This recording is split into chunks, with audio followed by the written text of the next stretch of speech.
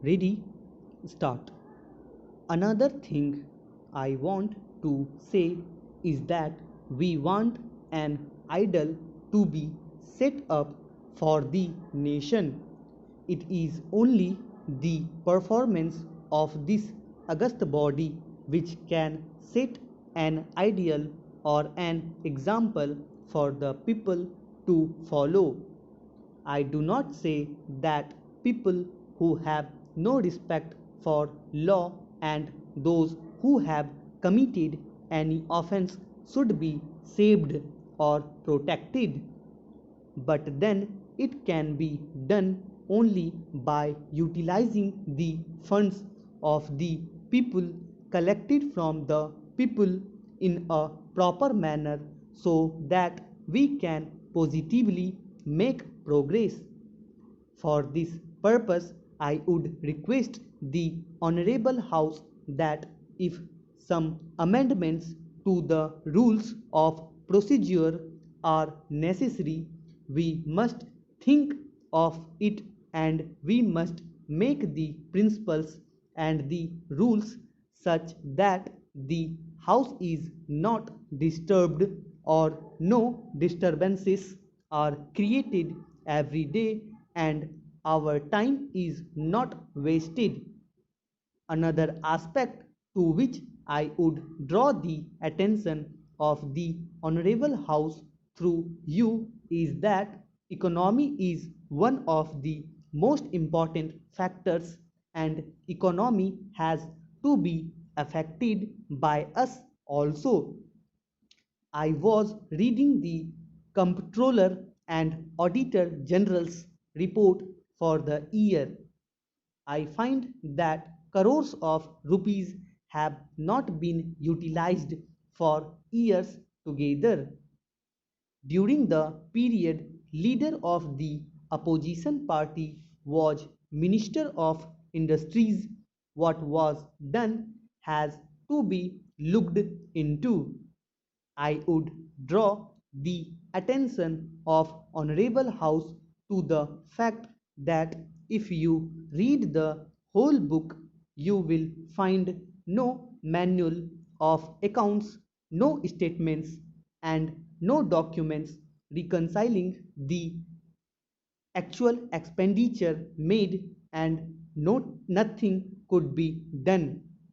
You will find in this a large number of such items involving crores of rupees.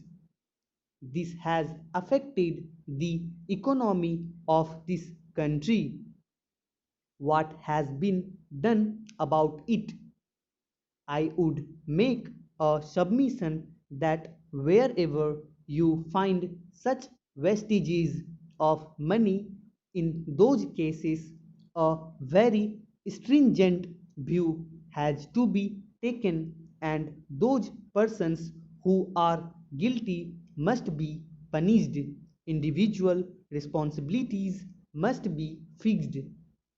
That is why every time we are finding this criticism in this august house that the public enterprises are not making any profit, they are running in loss. It is a must that the guilty must be punished because we are wedded to the principle of a socialism and we want the poorer people of this country to come up, but with this sort of performance it is impossible. The high ups or low ups, I do not know, whosoever is responsible, action must be taken against them.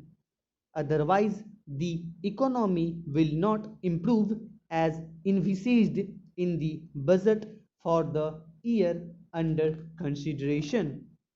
All the honorable members have been supplied with copies of this declaration, and so I shall not read it over again.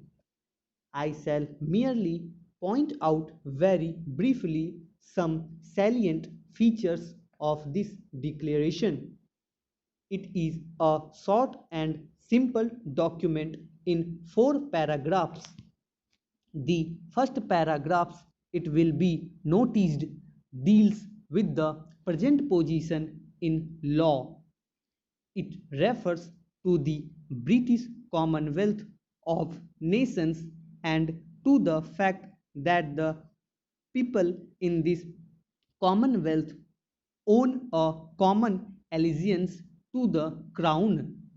That in law is the present position. The next paragraph of this declaration states that the Government of India have informed the governments of the other Commonwealth countries that India is soon going to be a sovereign independent republic. Further, that they desire to continue her full membership of the Commonwealth of Nations, accepting the king as a symbol of the free association. The third paragraph says that the other Commonwealth countries accept this, and the fourth paragraph ends by saying that these countries remain united as free and equal members of the Commonwealth of Nations.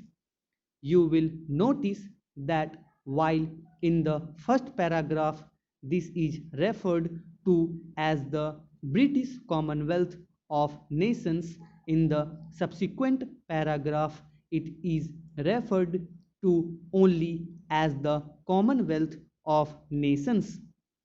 Further, you will notice that while in the first paragraph there is the question of allegiance to the crown which exists the present, this question does not arise later because India, by becoming a republic, goes outside the crown area completely. There is a reference in connection with the Commonwealth to the king as the symbol of the association. Observe that the reference is to the king and not to the crown. It is a small matter, but it has a certain significance.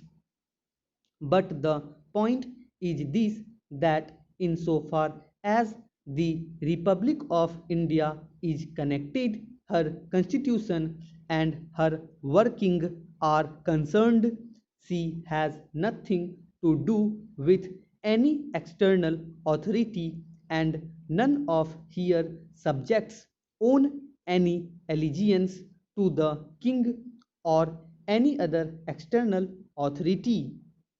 The republic may agree to associate herself with certain other countries that happen to be monarch or whatever they choose to be. This declaration states that this new Republic of India, completely sovereign and owing no allegiance to the king as the other Commonwealth countries do own, will be a full member of the Commonwealth. Stop.